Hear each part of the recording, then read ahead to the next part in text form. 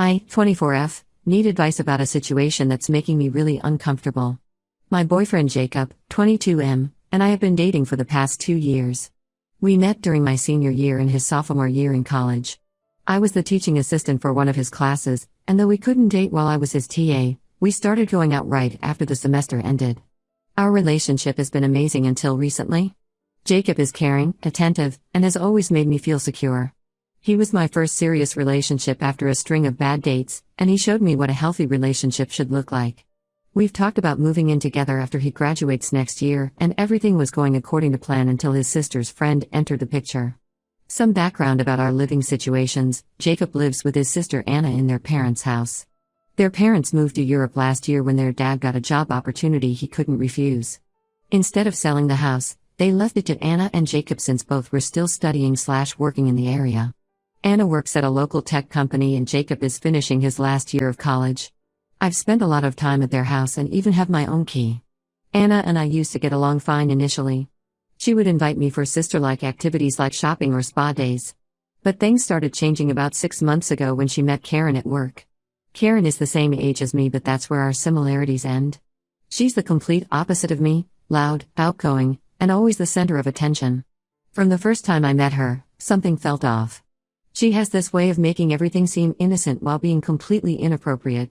Like how she always touches Jacob's arm or shoulder while talking to him, or how she laughs extra loud at his jokes, or how she always finds reasons to be around him. Jacob never seemed bothered by her behavior. He says that's just how Karen is with everyone, but I've watched her. She doesn't act that way with other guys. Anna started inviting Karen over more frequently, almost every weekend. She would conveniently leave them alone together while she did something else, like taking long phone calls or doing laundry. Last night, things reached a new level of weird. Jacob texted me saying Karen was staying over because she had a fight with her roommate. That wasn't the shocking part. The shocking part was that she would be sleeping in his room because apparently, Anna's room was too small for both of them. I asked about other options: the living room couch, the guest room, even the floor in Anna's room. Jacob had an excuse for everything.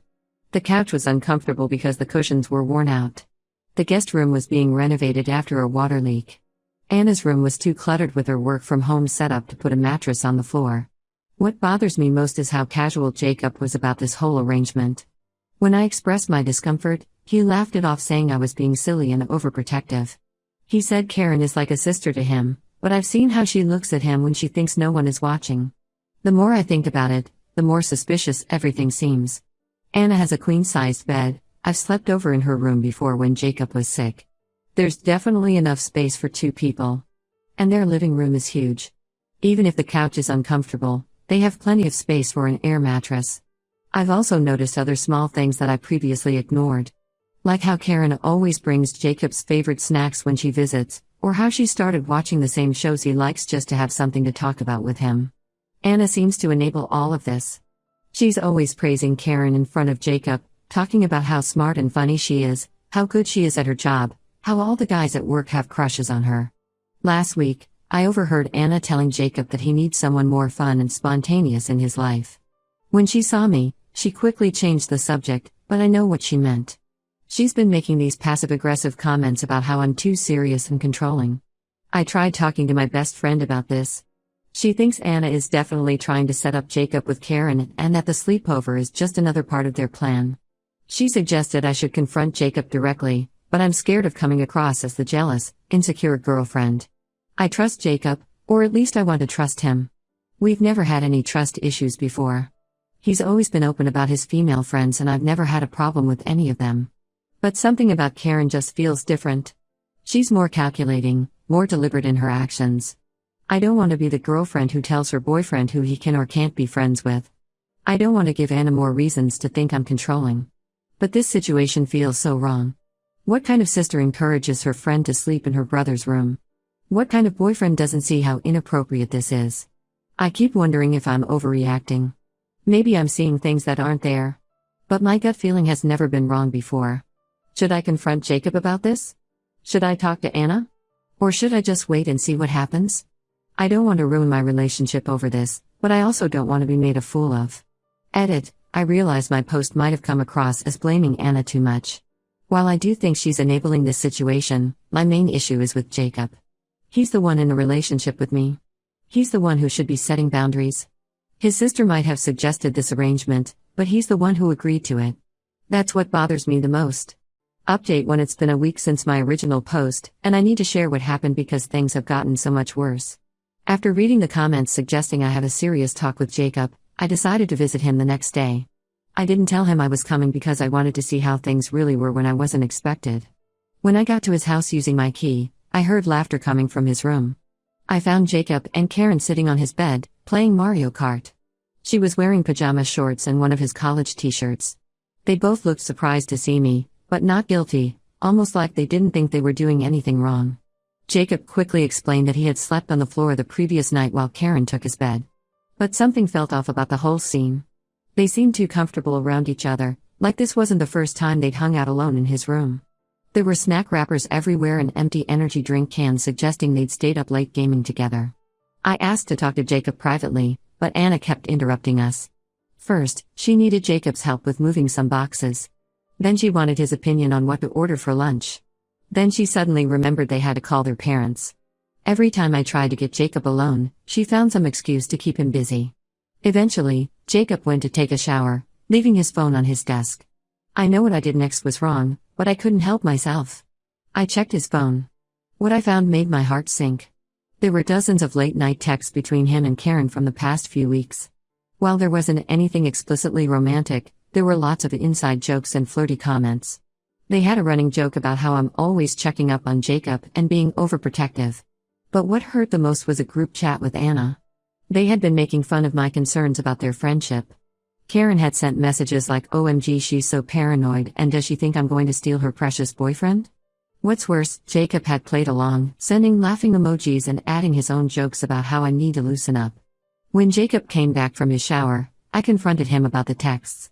Instead of apologizing, he got angry. He accused me of invading his privacy and said this was exactly why Anna thought I was too controlling. He said I was acting crazy and that if I trusted him, I wouldn't be going through his phone.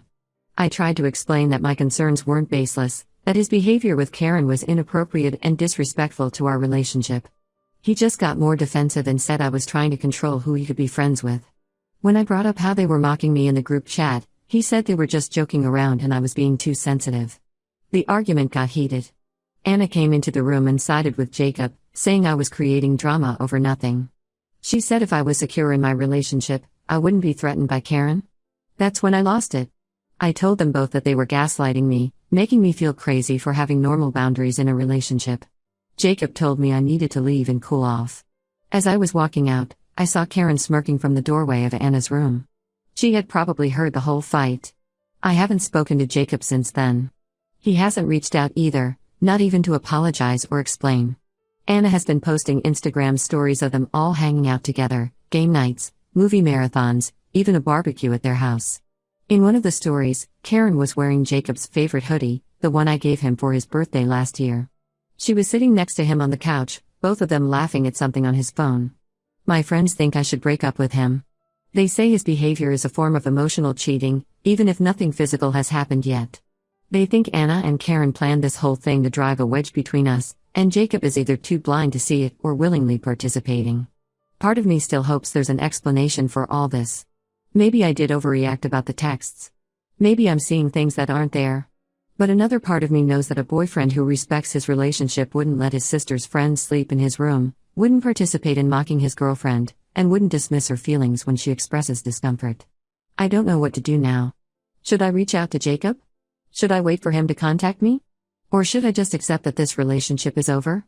Am I being naive and hoping for an explanation that could make all of this okay? Edit. Thank you all for your support and advice. Many of you have asked why I stayed with Jacob after finding those texts. I guess when you're in the middle of a situation, it's harder to see how bad things really are. Reading your comments has helped me realize that I deserve better than this.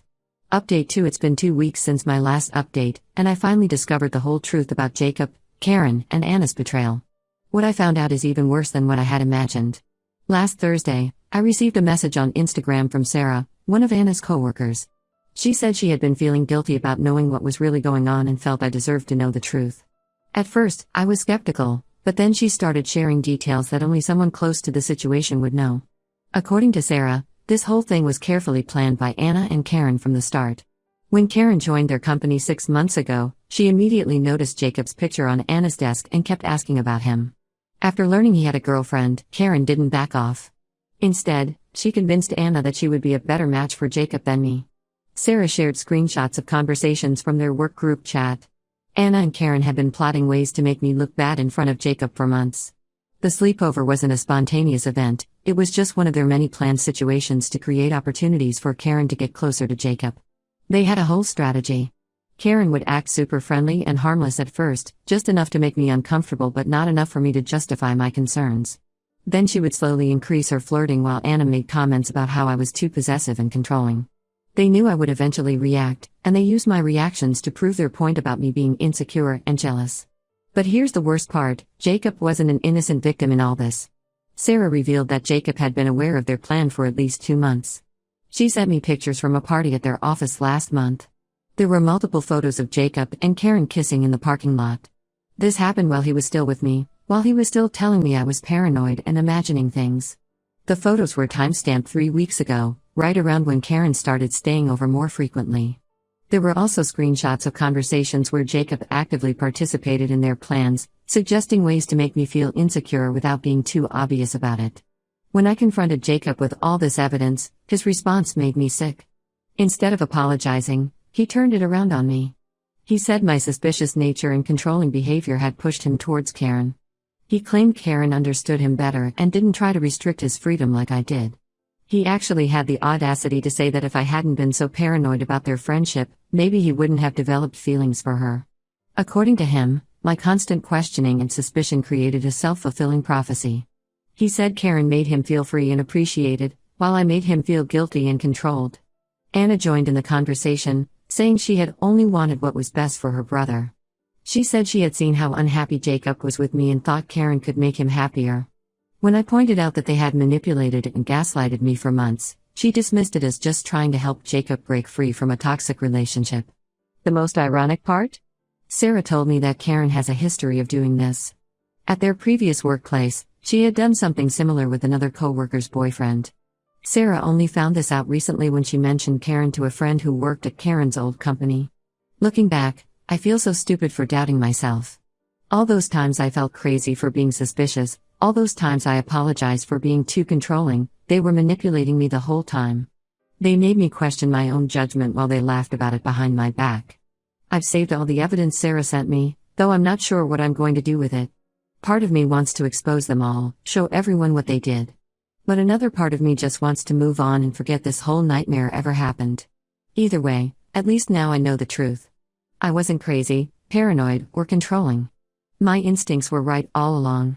I just wished I had trusted them sooner. Edit, many of you are asking why I haven't exposed them yet. I'm still processing everything and deciding what to do next. But don't worry, I won't let them get away with this. Update 3. It's been 3 months since my last update, and a lot has changed. After Jacob blamed me for his cheating, I blocked him, Anna, and Karen on all social media. Jacob tried to reach out through mutual friends, sending messages about how he had made a mistake and wanted to talk. I refused to engage. Some of our mutual friends chose sides, most supported me after learning the truth, but a few sided with Jacob, saying I should have been more understanding. Last week, I heard some interesting news from my college friend Emma, who still works at the campus cafe where Jacob hangs out. According to her, Jacob and Karen's relationship crashed and burned spectacularly.